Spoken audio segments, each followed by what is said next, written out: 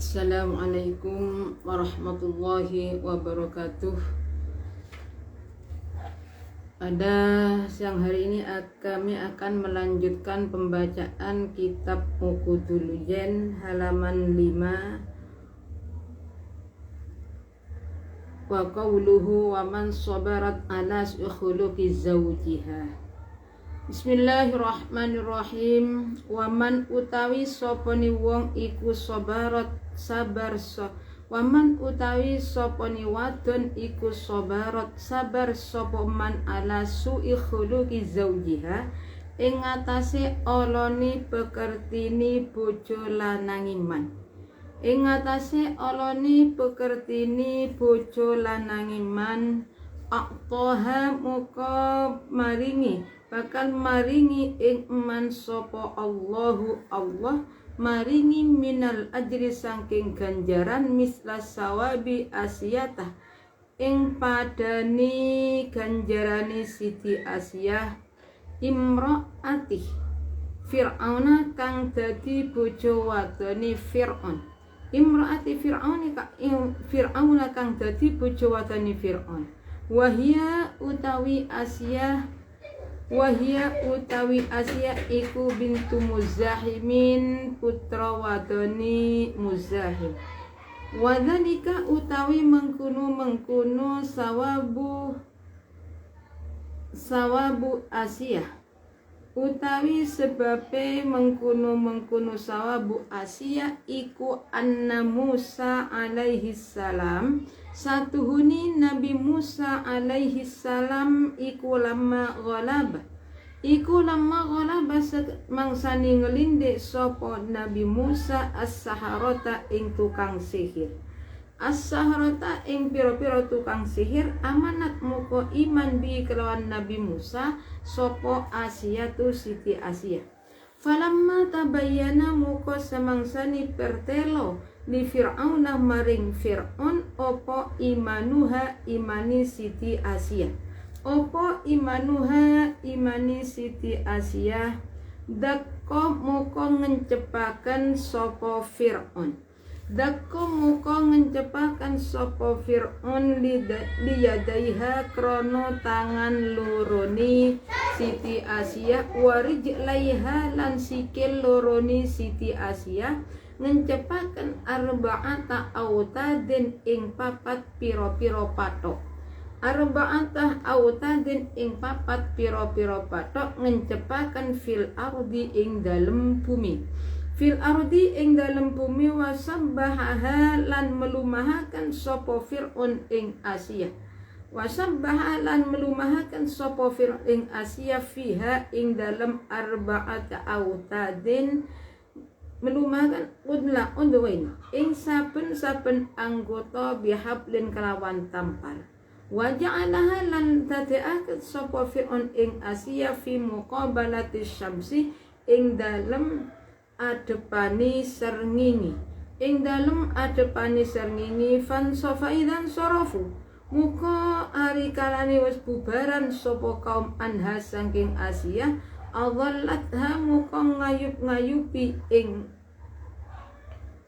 Asiyah ing Siti Asiyah sapa al malaikatu malaikat wa amalan perintah sapa Fir'aun raja Fir'aun bisakhratin kelawan watu azimatin kang agung apa sakhrah litul qadrapun den tibaaken apa sakhratin azimah alaiha ing ngatasé Siti Asiyah falamma atauha muka semangsane nekani sapa kam ing Siti Asiyah bisakhratni kelawan watu gede qalat muka ngucap sapa Asiyah Rabbi duh pengiranku ibni kula aturi bangun panjenengan li krono kula indaka ing dalem sanding panjenengan bangun baitan ing oma fil jannati ing dalem swarga fabsarat muka ningali sapa Asiyah al baita ing oma mimar marotin saking mermer baydha akang putih apa mermer fantazat muka copot apa ruhe Siti Asia. Faulkiyat muka den tibaaken opo as-sakhratu watu gede den tibaaken ala jasadin ing ngatasé jasad laruha kang ora ana roh opo jasad iku maujud. Kang ora ana roh opo jasad iku maujud. Fihi ing dalem jasad. Fihi ing dalem jasad. Walam tajid lan ora nemu sapa Siti Asia alaman ing loro. Bismillahirrahmanirrahim. Wa man sabarat ala khuluqi zawjiha aqtaha Allahu minal ajri misla sawabi Asiyata imraati Fir'auna wa hiya bintu Muzahmin wa dhalika anna Musa alaihi salam lamma ghalaba as-sahratu amanat bihi Asiyatu falamma tabayyana li Fir'auna imanu daqqa liyadaiha wa rijlaiha arba'ata awtadin fil ardi wa sabbahaha fiha kulla udwin bihablin wa ja'alaha fi muqabalati syamsi Faidan sarafu bismillahirrahmanirrahim. Waman sobarat niki termasuk masalah hadis Nabi dari hakul mar'ah.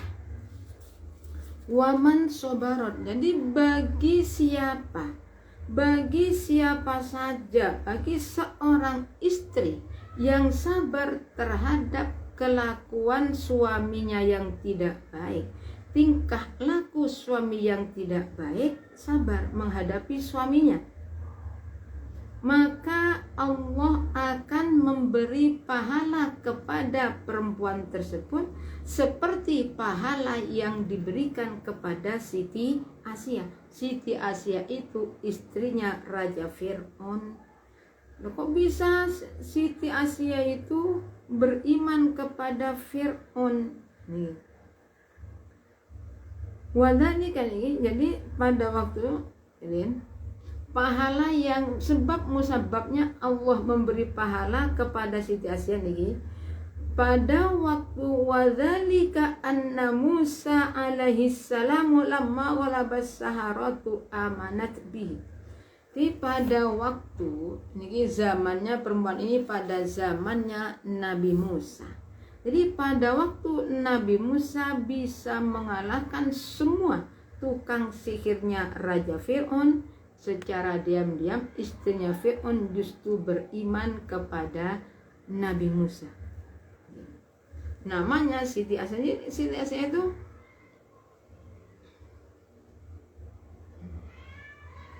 beriman kepada Nabi Musa, mengakui Nabi Musa itu adalah utusan Allah dan Fir'aun bukan Tuhan. Falamma tabayyana, ketika pada waktu Fir'aun mengetahui bahwa istrinya sudah beriman kepada Musa, kepada Nabi Musa, akhirnya Fir'aun itu mengambil jadi kayu ditancapkan kepada tanah sebanyak 4. Jadi kayu 4 itu ditancapkan ke tanah. Tujuannya buat apa? Buat mengikat Siti Aisyah. Kedua kaki dan kedua tangannya diikat oleh Fir'aun.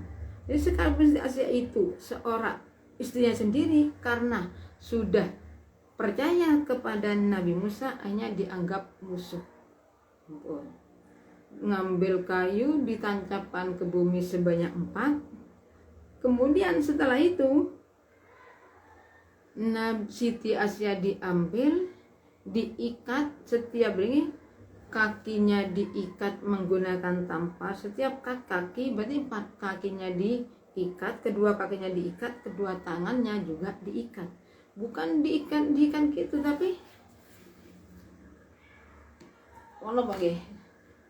Jadi di sini seumah di sini itu buat tangan yang sebelah sini, jadi kemudian diikat, kakinya diikat, dan Siti Asia itu dihadapkan ke atas pas menghadap kepada matahari. Jadi begitulah si kejamnya Raja Fir'aun. Raja Fir'aun itu menganggap dirinya sebagai Tuhan. pada waktu setelah Siti Asya itu diikat, dihadapkan ke langit, kemudian semua masyarakat yang asalnya dengan Raja Fir'aun disuruh berkumpul, bubar semua, selesai. Siti Asya diikat, dihadapkan ke matahari, kemudian ditinggal begitu saja. Akhirnya malaikat itu memberi naungan kepada Siti Asya. Sekalipun menghadap kepada matahari, Siti Asya tidak merasakan panas sedikit pun.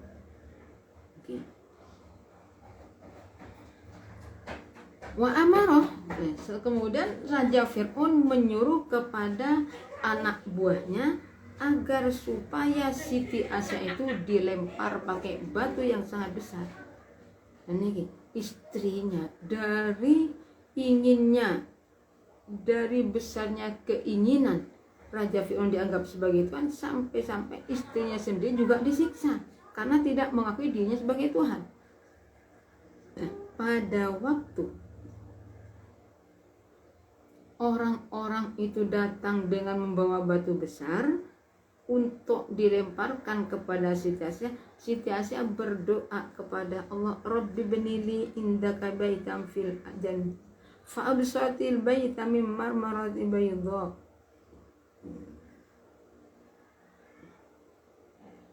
Jadi pada waktu ini, setelah anak buahnya Fir'aun membawa batu yang besar, Siti Asya itu berdoa kepada, ya Allah, tolong bangunkan rumah saya tolong saya bangunkan rumah di sebelah dengan Engkau ya Allah, fil jannati, di surga, bahkan rumah di surga. Bukan setelah Siti Asya itu berdoa seperti itu, langsung Siti Asya itu melihat ada sebuah rumah yang begitu mewah, terbuat dari marmer putih. Setelah Siti Asya itu melihat pada rumah tersebut, kemudian fantaza'at ruhuha, kemudian rohnya Siti Asya itu keluar. Ketika jasadnya Siti Asya sudah tidak ada rohnya, barulah jasadnya Siti Asya itu dilempar pakai batu. Tapi sekalipun dilempar, qalat rabbi, ini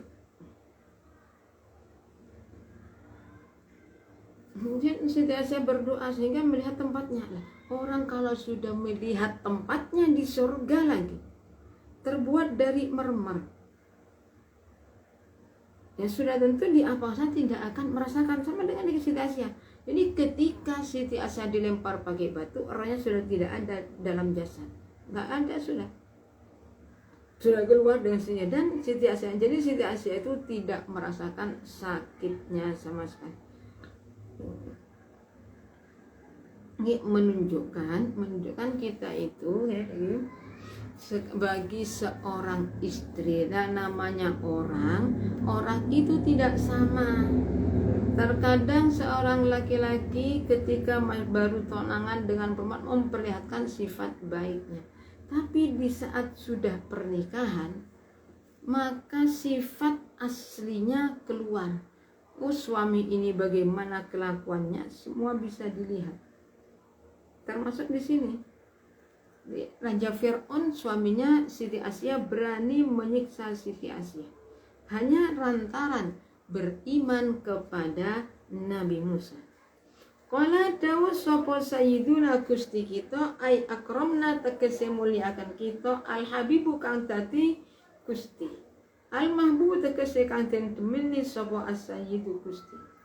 Abdullah al-Haddadi, nyatani sahabat Abdul al-Haddad, sahibut tariq kang duweni dalan al-masyhurati kang kuncara apa tareqa, wal asrar lan pira-pira rahasia al-kathirat, wastilahul aksari utai bagus-baguse akeh-akeh ulama iku yukalu den ucapaken lahum maring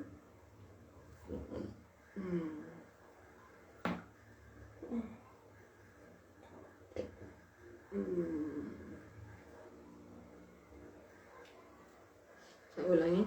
Wa fastilahul ba'di ahlil baladi muko utai istilai setengah carane negara iku ayu adhiyahu iku anna dzurriyyata Rasulullah sallallahu alaihi wasallam satuhuni turun-turuni Rasulullah sallallahu alaihi wasallam idza kana ari kalani ono.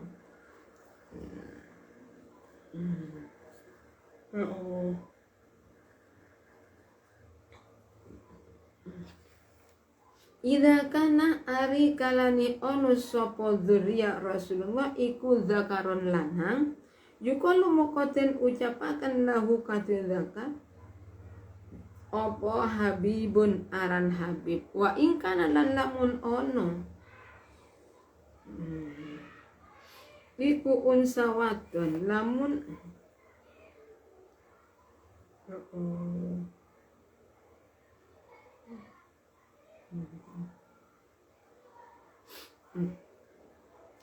wa ing kanat iku idakan ari kalian ono sapa dia kudakaron lanang yukol muqatin ucapaken lau maring zakar apa habibun aran habib wa ing kanat lan namun ono sapa dzurriyyah iku unsa wadon yukol muqatin ucapaken lah kate unsa apa hababatu aran hababah wastilahul aksari utawi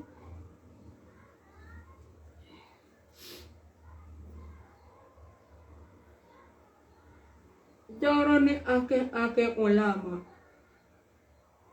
Dari carane akeh-akeh ulama iku yukalu den ucapaken lahu maring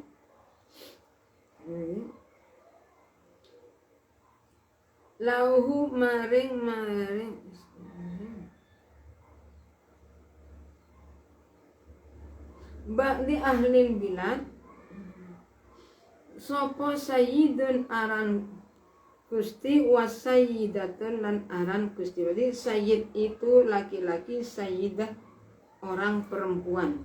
Al-kamiluh. Di qala sayyiduna di Imam Habib Abdullah bin Haddad niku dawuh. Di selebih nih sebaiknya fastilahul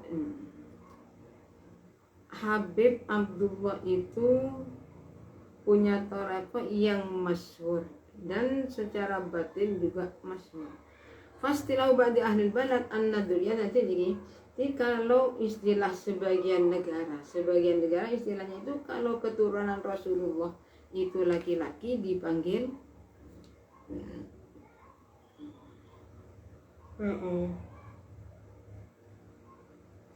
Habib atau Sayyid dipanggil Habib, tapi kalau perempuan namanya Hababah. Kalau ke bawah istilahul aksari yuqalu lahu sayyid wa sayyidah. Tapi kebanyakan ulama niki mengatakan kalau laki-laki itu sayyid, kalau wanita itu Hababah. Jadi di sini antara Habib dan Hababah.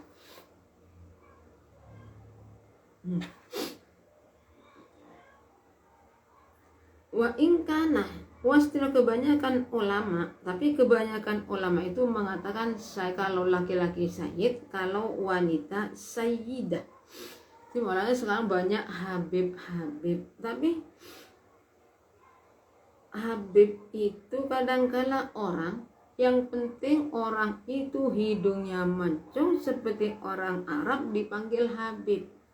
Habib itu keturunan Rasulullah sallallahu alaihi wasallam. Seperti Wali Songo itu ya keturunan Rasulullah. Nah, kebanyakan keturunan dari Wali Songo itu enggak ada yang dipanggil, jarang dipanggil Habib atau Hababah, Sayyid atau Sayyidah. Tapi hakikatnya ya Wali Songo itu juga termasuk keturunan dari Rasulullah Sallallahu Alaihi Wasallam. Nah, seperti sekarang itu ribut masalah antara Habib. Nah kita itu tidak perlu membahas masalah itu. Tenang, kita itu pikirkan, yang penting kita itu tetap menghormati Habib. Nah, perkara apakah itu Habib palsu atau tidak, yang tahu hanyalah Allah. Kembalikan saja kepada Allah Subhanahu. Kita tidak perlu ikut-ikutan. Yang penting kalau kita saya akan mengangkat kalau dia itu Habib, niat menghormati Rasulullah Sallallahu Alaihi Wasallam. Tapi sebagai mengagung-agungkan saya keturunan Rasulullah, saya bagi siapa yang menghina saya maka dia akan sengsara masuk neraka. Enggak boleh seperti itu. Ya, Rasulullah sendiri. Soalnya apa? Kuburan itu bukan tempatnya keturunan. Kita ingat saja kepada kisahnya Siti Fatimah. Ketika Siti Fatimah itu putrinya Rasulullah, bukan keturunan 13, 15, 20, 40, bukan. Putrinya Rasulullah lah. Ketika beliau meninggal dunia, waktu akan dimasukkan dalam liang lahat, para sahabat bilang ke bumi, bumi sama nggak tahu siapa yang akan saya masukkan ke dalam tanah ini. Jawabnya, tanah gimana? Saya bukan tempatnya keturunan, saya itu tempatnya amal. Jadi yang penting amallah kita perbanyak. Ini saya ini nggak perlu. Oh, saya itu keturunan dari Wali Songo ini, dari ini, tapi tidak punya ilmu, tidak tahu masalah hukum, ya itu namanya gimana ya? Tidak apakah baik kita itu, oh saya itu keturunan, sedangkan tingkah lakunya tidak menunjukkan ke sana. Ini ya sekalipun, nah ini gimana? Ini ya Abu Jahal pamannya Rasulullah, Abu Lahab pamannya Rasulullah. Tapi ya seperti itu. Kita itu ya perbaik. Kalau memang kita itu benar, kita adalah keturunan Rasulullah Sallallahu Alaihi Wasallam, tidak perlu dibicarakan di media. Yang penting tingkah laku kita perbaiki, ikuti jejaknya Rasulullah Sallallahu Alaihi Wasallam. Oh, Rasulullah itu bagaimana? Jadi kita harus sadar, lah saya keturunan Rasulullah, tapi tingkah laku saya seperti, pantaskah saya itu mengaku sebagai keturunan Rasulullah Sallallahu Alaihi Wasallam? Ya, kita itu harus menyadari kesininya. Jadi yang lain juga jangan mempermasalahkan, biarkan. Jadi akhirnya apa? Kita itu tidak ribut di media. Kita itu sama-sama punya ilmu. Orang yang berilmu tidak akan mencaci maki satu sama lain. Dan ini jangan sampai menjadi rajulun yadri wala yadri. Orang berilmu tapi tidak sadar kalau dirinya punya ilmu. Nah, akhirnya gimana yang terjadi? Yang terjadi ya seperti ini, seperti sekarang ini, karena tidak menyadari. Yang namanya hidayah dari Allah kita tidak tahu. Yang penting usaha bagaimana saya itu mendapat hidayah dari Allah Subhanahu wa Ta'ala. Bagaimana sekiranya saya itu benar-benar menjadi orang yang baik. Apalagi saya itu ya perbuatan yang baik. Junjung akhlaknya Rasul, ikuti akhlaknya Rasulullah Sallallahu Alaihi Wasallam. Rasulullah tidak pernah menghina orang sama sekali, nggak pernah. Rasulullah itu tidak pernah sama sekali. Itu Rasulullah. Kita ya supaya mengikuti jejaknya Rasulullah, jangan suka mencaci maki orang lain. Yang dicaci itu belum tentu, yang mencaci itu belum tentu lebih baik daripada yang dihina, belum tentu. Kadang-kadang justru yang menghina itu pada hakikatnya orangnya sangat rendah. Bismillahirrahmanirrahim. Ar-rajulu utawi wong lanang al-kamilu kang sempurna sapa rajul. Ar-rajulu utawi wong lanang al-kamilu kang sempurna sapa rajul, ai fi dini tegese ing dalem agamane rajul, waladzi yaiku wong Waladhi yaiku wong silai alladhi yusamihu kang gampangaken sapa alladhi ayusaidu tegese gampangaken sapa alladhi fi huquqihi ing dalem pira-pira hake fi huquqihi ing dalem pira-pira hake rajul kazinati kaya pepais wala yusamihu lan ora gampangaken lan ora kegampang sapa rajul fi huquqillahi ta'ala ing dalam piro-piro hake Allah ta'ala kas sholati koyok sholat wawas disa'di lan nyambung rambut fadzalika utai mengkunu as-sholat wa hasni iku haramun haram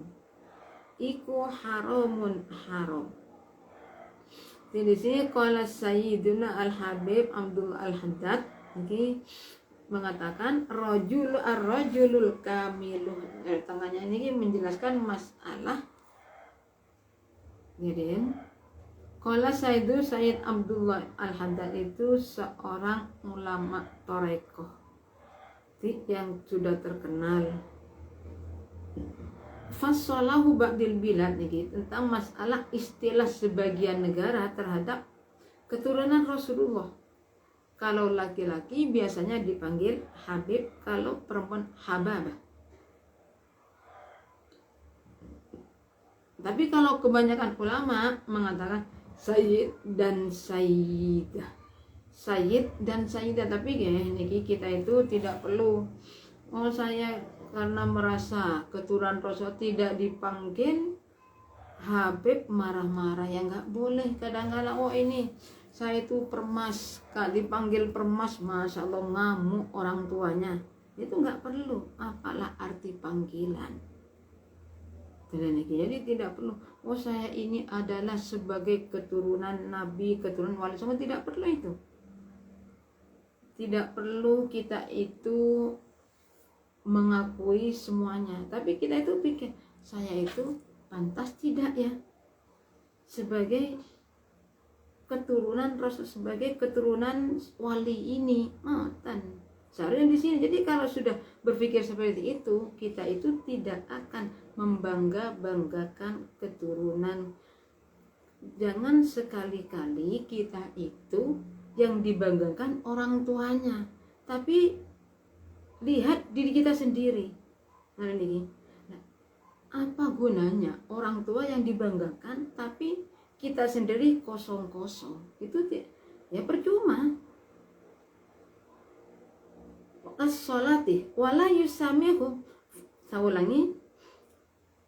Ar-rajulu kami huwaladhi yaiku wong kak yusamihu kang kegampang atau kang gampangaken sapa alladhi ayyusai tegese gampangaken sapa alladhi fi huquqi ing dalem pira-pira hake rajul. Kazinati kaya hiasan atau pepais. Wala yusamihu lan ora kegampang sapa alladzi fi huquqillahi ta'ala ing dalem pira-pira hake Allah kas sholati kaya salat wa wasli sa'ri lan nyambung rambut. Fadzalika muka utai mengkun wasli sa'ri iku haramun haram. Ini dikatakan seorang laki-laki yang sempurna. Kalau yang disebutkan laki-laki, perempuan masuk. Orang laki-laki yang sempurna apa? Imannya, agamanya. Seorang laki-laki yang sempurna adalah orang yang tidak, orang yang mempermudah hakullah, haknya sendiri, mempermudah haknya sendiri seperti masalah hiasan pakaian baik. Dan ini artinya mempermudah gimana? Ya saya harus tampil sedemikian, tidak. Jadi artinya mempermudah urusannya sendiri, berarti kapan ditinggalkanlah. Seperti pakai baju yang bagus, beli alat-alat rumah yang baik, tempat tidur yang baik, itu hak yang berhubungan dengan diri kita. Wala yusamu fi huquqillah kas-shalah wa waslis sa'ri.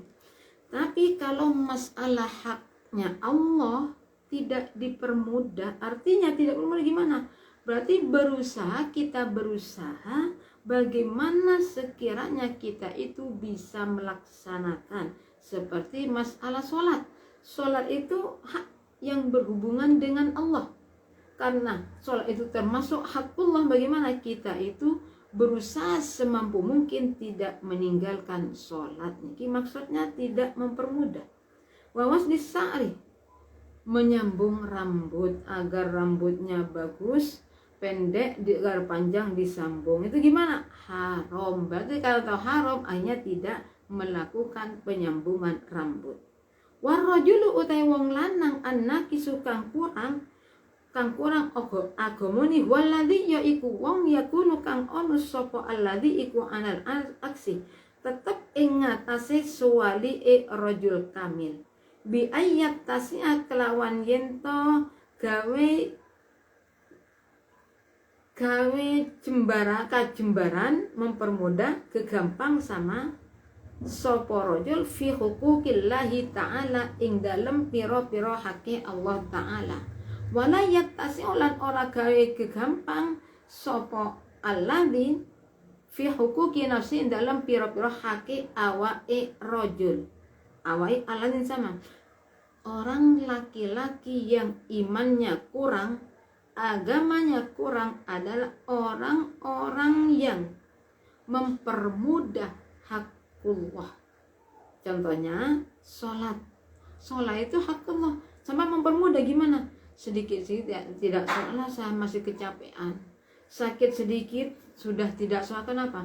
Lah, saya akan sakit itu dimaklumi, saya tidak bisa ini dan itu dan ini. Itu namanya mempermudah. Jangan mempermudah masalah hakullah. Wala yattasu fi huquqi nafsi. Tapi kalau haknya sendiri, masya Allah, tidak bisa. Berarti saya itu jadi masalah perhiasan, masalah pakaian. Kalau tidak mau pakaian yang baru, masya Allah, apalagi mau perjalanan, ada acara harus pakai baju yang baru, sandal baru, kerudung baru. Kalau tidak, saya nanti punya rasa malu. Nah, kalau cuma masalah itu kok punya rasa malu? Jangan tidak perlu masalah itu kita itu punya rasa malu. Itu masalah kita sendiri. Tidak, jadi masalah itu jangan terlalu dipermasalahkan. Sholat bagaimanapun keadaan kita, jangan sampai tinggalkan sholat. Bahkan dalam keadaan sakit parah pun kita itu jangan sampai meninggalkan sholat. Islam itu mudah. Orang yang sakit, orang harus berdiri. Kalau tidak mampu berdiri, ya dengan duduk. Nah, ukuran tidak mampu berdiri, ukuran mampu berdiri saya contohkan. Selama orang itu bisa berdiri dengan cara apa? Dengan cara mengungkos orang agar dipegang kanan kiri. Itu termasuk mampu berdiri. Kadang-kala cuma pusing sedikit, saya tidak mampu berdiri, sholat duduk, ada nggak? Pusing itu ya memang berputar-putar. Ya caranya agar kita itu tetap sholatnya dengan cara baik. Kita itu sholatnya pelan-pelan, mau ruku pelan-pelan, mau sujud pelan-pelan, bisa, insya Allah bisa kita sholat tetap sedia kala. Yang penting kita jangan perasaannya dulu ya lah, saya tidak mungkin kok, ya tidak kuat. Coba kita itu, ya Allah tolong kami, mudahkan kami, berilah kemampuan, kekuatan pada kami agar kami dalam sholat ini bisa melaksanakan dengan sempurna. Insya Allah kalau kita seperti itu, maka kita akan mudah. Kita tidak akan mempermudah meninggalkan sholat. Dari kami cukup sekian. Apabila ada kekurangannya, kami mohon maaf. Akhirul kalam, assalamualaikum warahmatullahi wabarakatuh.